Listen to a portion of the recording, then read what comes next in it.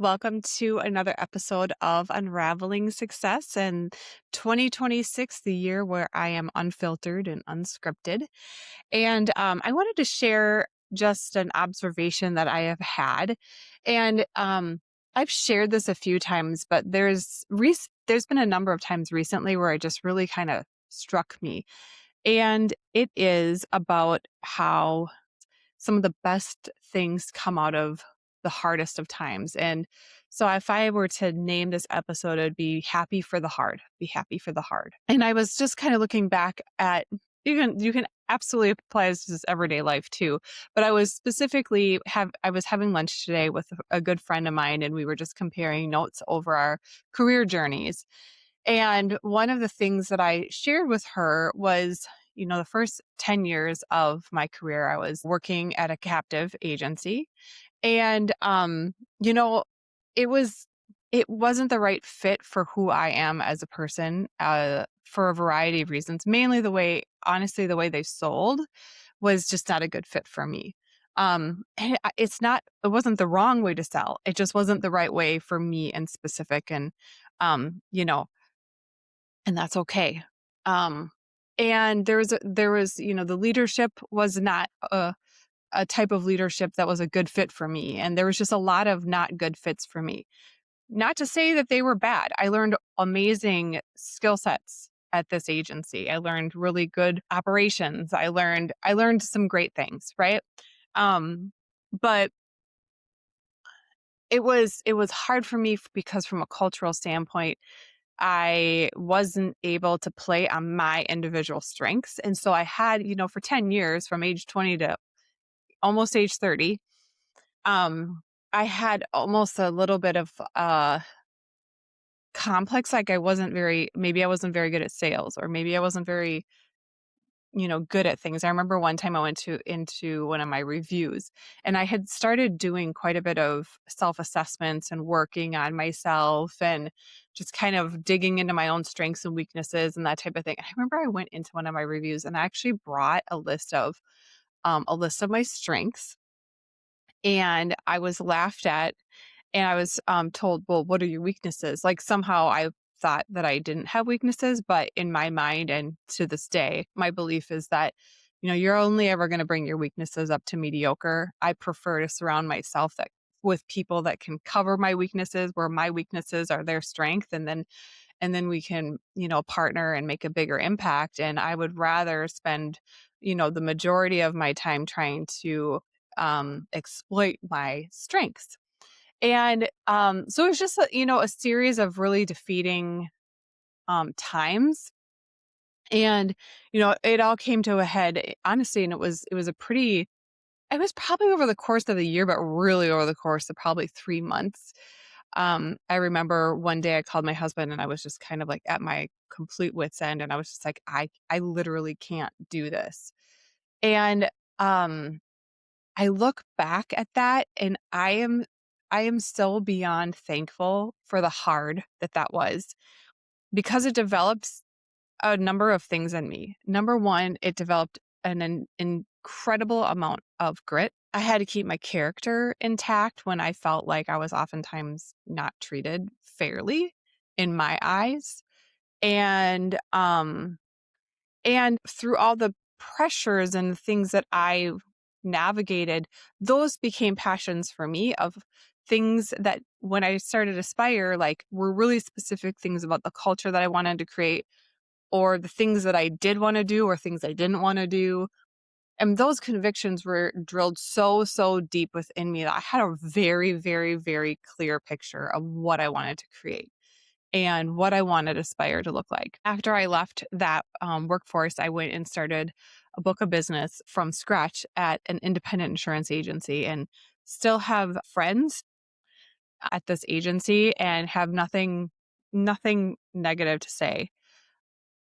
But it was really interesting because when I left the captive agency that I worked at, I was so excited to start in sales. And this agency was like, oh, you're going to have your CSRs that will help you with quoting, and they're going to help you with servicing. And I was so beyond. I mean, beyond excited to work with these CSRs, because that's a seat I was sitting in for 10 years. And so then I was going to be able to roll the dice on myself and grow a book of business. Well, this is where I learned a very fast lesson that I was very excited to work with them. They were not excited to work with me at all. Um, and it wasn't actually, it had nothing to do with me.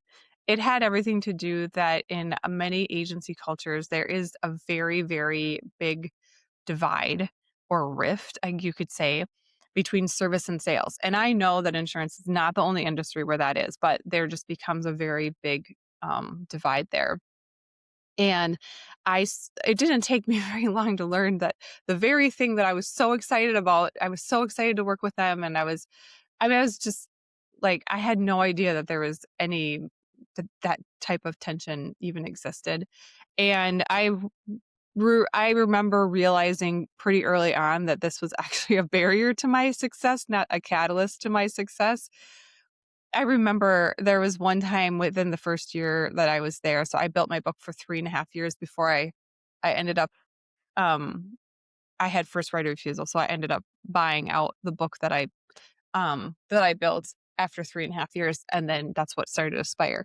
But within the first year, I remember there was an incident and I needed um, an engagement ring to be added onto a homeowner's policy. This is a very simple endorsement.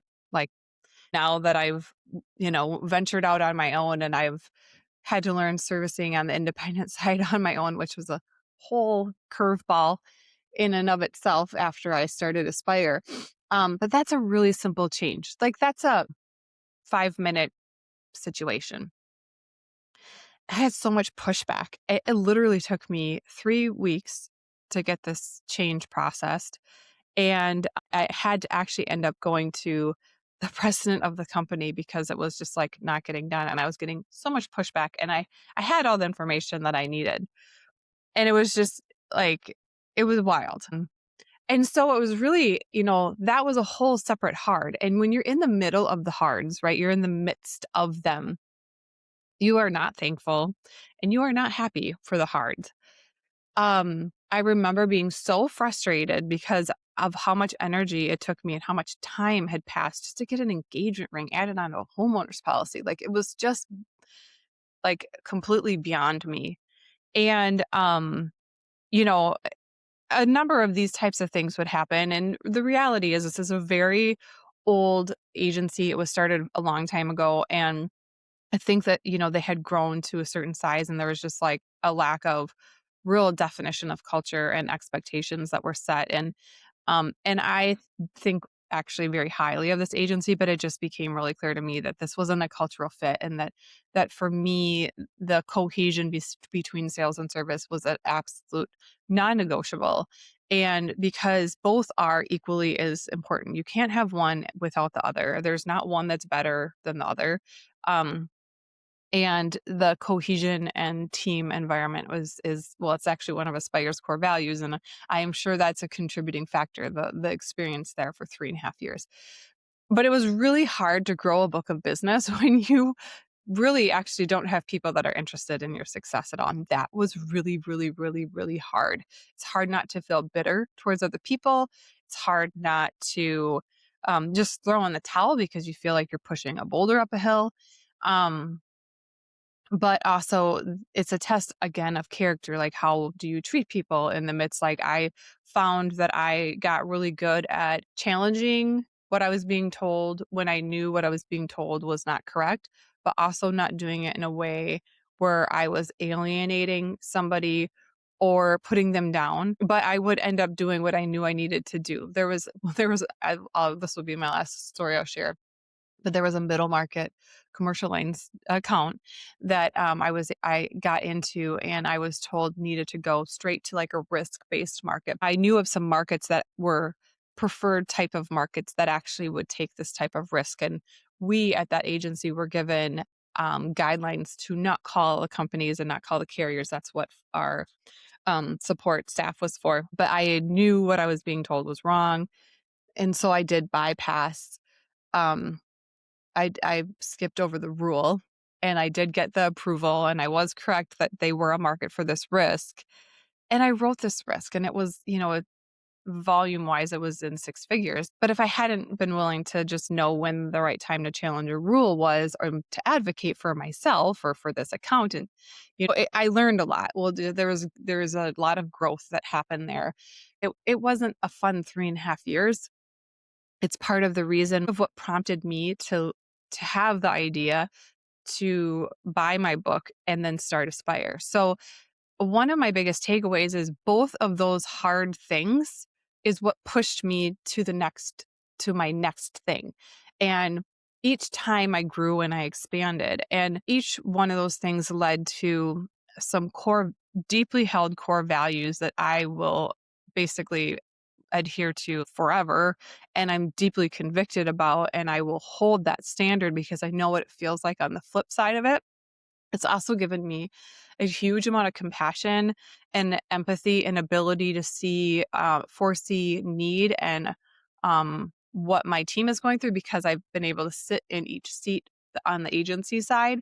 And so I look at these experiences and I'm so happy for the hard, because also if they had been easy, I probably would have stayed, and I would not have ever taken that risk and rolled the dice on myself to start Aspire. And I feel like, with what my vision is and what we're doing from a cultural standpoint, um, I'm able to bring like freedom and great quality careers that are good on your nervous system, but also allow the freedom to be able to like get that puppy you want and have that baby and have three babies, have five babies, like, and still have a viable career without sacrificing the things that bring such fulfillment in life. And I also feel like having a career that's fulfilling and purpose driven, like we do here at Aspire. And so it's given me those hard times are what planted seeds of passion that grew, and my conviction and my whys are so deeply ingrained because of personal experiences that I've had.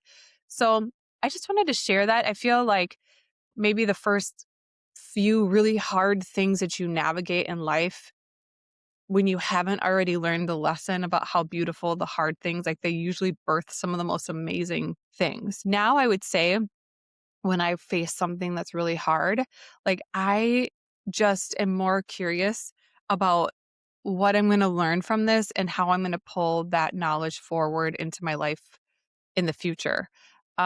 Just knowing that I can do hard things and you can do hard things, and that they always will serve, if we allow it to, not make us bitter. It will allow us to expand our capacity, and there's just beautiful lessons to be learned in the hard. So I wanted to just share those thoughts with you. I think this isn't, unique to me. It's not unique to Aspire. It's not unique to insurance. This is just kind of one of those universal realities. And I think we can oftentimes reframe, even when we're in the midst of something really hard, just knowing that it can, if we allow it to serve a really beautiful purpose in the future.